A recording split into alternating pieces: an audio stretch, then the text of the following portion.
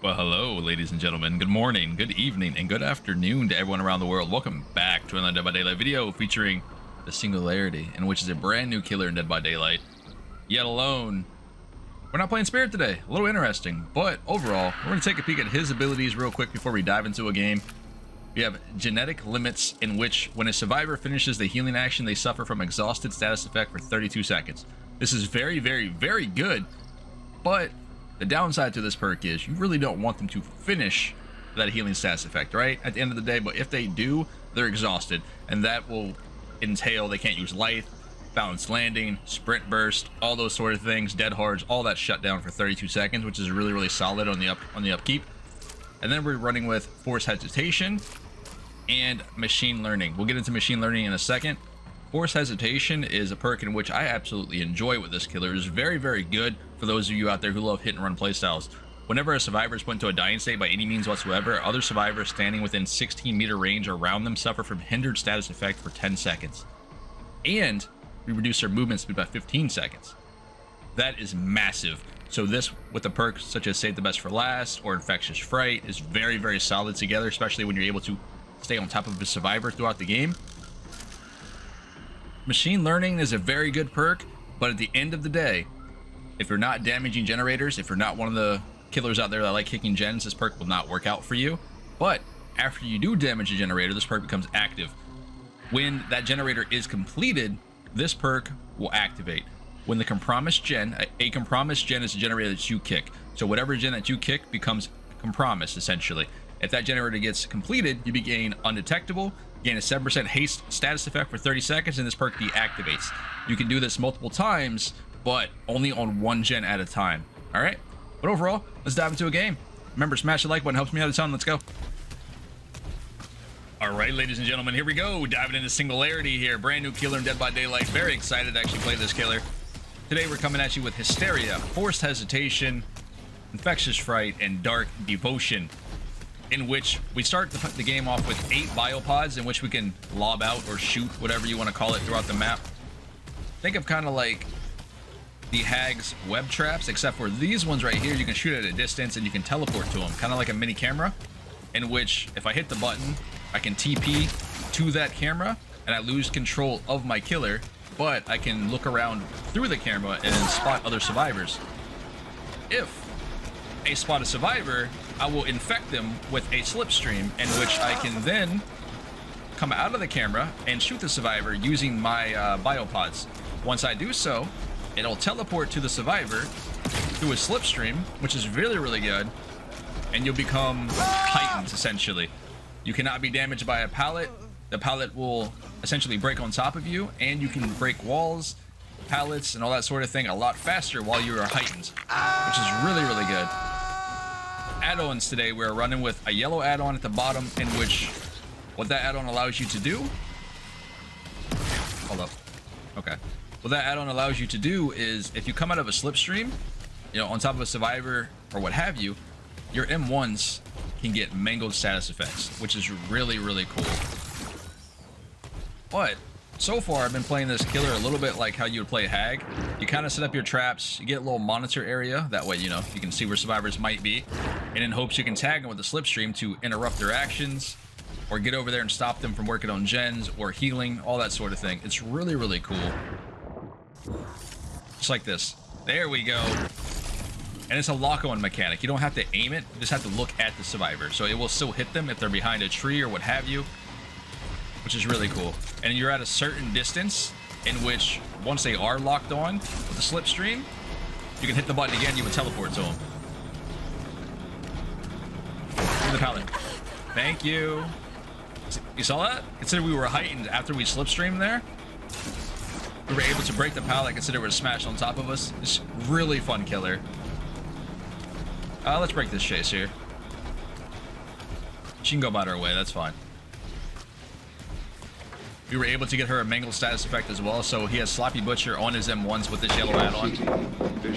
The purple add-on, I forgot to mention. Hold up. Nice. Is kind of similar to the Skull Lady's expired batteries, her iridescent, except for the slipstreams automatically start on the survivors, and which you can see. in which they don't have a reduced duration, such as expired batteries would with the Skull Merchant. Instead, what they allow you to do is, for the first 30 seconds of the match, the little chests you see right here, they will not spawn. Therefore, they cannot be cleansed until the chests start spawning, which is really, really cool. I'll go ahead and get this out of the way real quick for the build setup. The reason why we're running some of these perks, Infectious Fright goes off with his main ability here, his main perk, which is really, really good. So they kind of couple together with Forced. In other words, when you down a survivor, you'll get that movement speed buff if another survivor is within that area. Now, you don't necessarily yourself get that movement speed buff, but it slows down other survivors that are nearby, right? So technically speaking, you kind of are just faster. It'd be what it'd be. And then with the Dark Devotion, the idea is hit your obsession and then teleport with Slipstream to another survivor that's probably unexpected. You know what I mean? Come here, buddy. This mechanic really is like peekaboo, you know? Oh, wait. For some reason, actually, I could not swing. I wanted to try to M1 sooner, but it wouldn't let me. That was a little weird. That's okay. Get you hooked up on stage 2. Sorry, girly. You know what that means, boys and girls. We're looking for Moris today. Now, I did figure out that you cannot use your biopods on top of a pallet, and or if you do slipstream to a survivor that's hopping through a window, generally speaking, you will not teleport with that survivor to the other side. You will kind of be on the outside of that pallet or outside of that window. I've tried it in Shack earlier. Unintentionally, but it happens. It's all good. No healing for you. Knock it off. Thank you. Get that undetectable status effect here. And little does she know, undetectable hides your red stain, your terror radius, and all that sort of thing. So they have to look back at me to see where I'm at. Sure. No problem. Hold up. Come on, come on, come on. Got her. All right, we'll go back and worry this one. If she stays around, we can just slipstream to her later. It will be fast, possibly painless. Also, this killer has 2 Moris. Please. It is over. So, that Mori there, you weren't able to see it fully considering the bush kind of blocked her face, but she still had a face. I've had instances where I'd Mori people in which they wouldn't have a face at all anymore. Like, it's completely gone. Like, all exposed and everything, which is pretty sick, but it'd be what it'd be. It's Dead by Daylight, boys. I keep getting set up here. Hello? Hey, buddy. I don't think I'll need to teleport on him. If we can just get the down, we'll get the down. But I'll try it. He does have a pallet here to work with. If we can get behind through a slipstream, that'd be great. Let's see if we can get ahead of him somehow. Where's a good target at? We got him here. Nice. There we go. Actually, he's upstairs. He might just jump out the window for me. Hold on. Hey, buddy. Well, thank you. And down you go. She's upstairs. Or he's upstairs. Huh. This ability right here is so darn cool. I'm trying to tell you. Let's get this boy hooked up. There we go. Put some little biopods over here. And we can watch the area a little bit.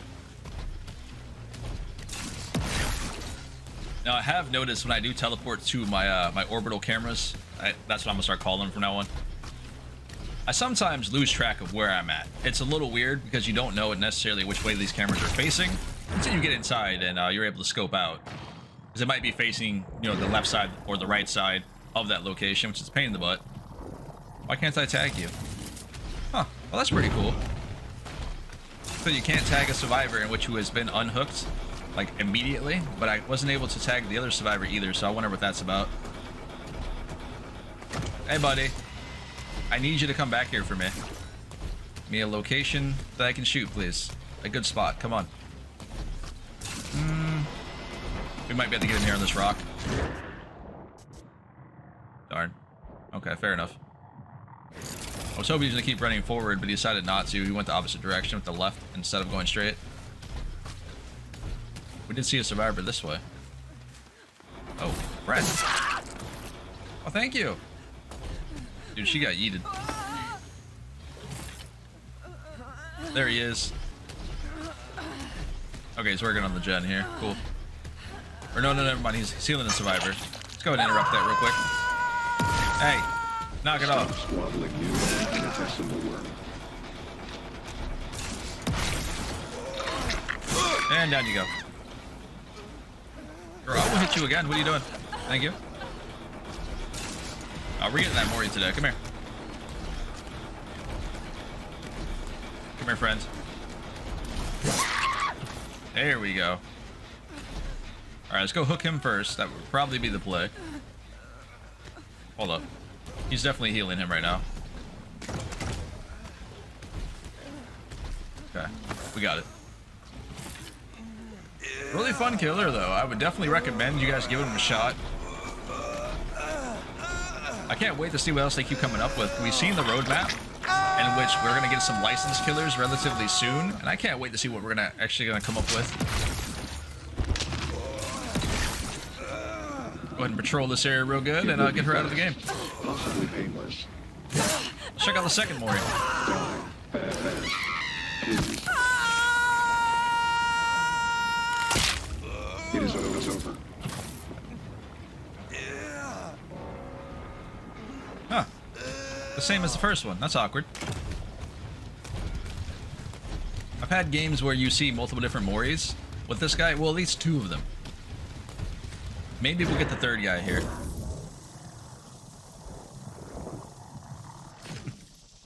It didn't work the last time we tried that. This time it's letting me tag the survivors. It's kind of weird. Y'all remember when I tried to target the other survivors earlier when they got off the hook? It wouldn't let me target them at all. This time it did. It just took longer. A little weird. I'm gonna assume that's working as intentional. Come here, buddy. Let me get that Mori. Thank you, sir. It will be fast.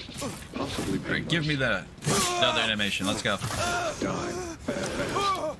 Please. It is over. Ah, see? Check that out. That's terrifying, man. What happened? It's like one safe for work, one not safe for work. You know what I mean? Crazy. Alright, let's go find your boy. Hey, buddy. Where we going? You come here often. Thank you. We'll get that down. But either way, it was very, very fun killer. Hopefully you guys did enjoy him. Give him a shot if you haven't already in the PTR. He's very, very fun. Can't wait for him to come to live. That way, you know, Spirit and stuff can get her new changes or try out with new perks on Spirit. I can't wait for that. But overall, guys, I'll catch you guys in the very next episode of Dead by Daylight. Stay safe out there. I'll see y'all later.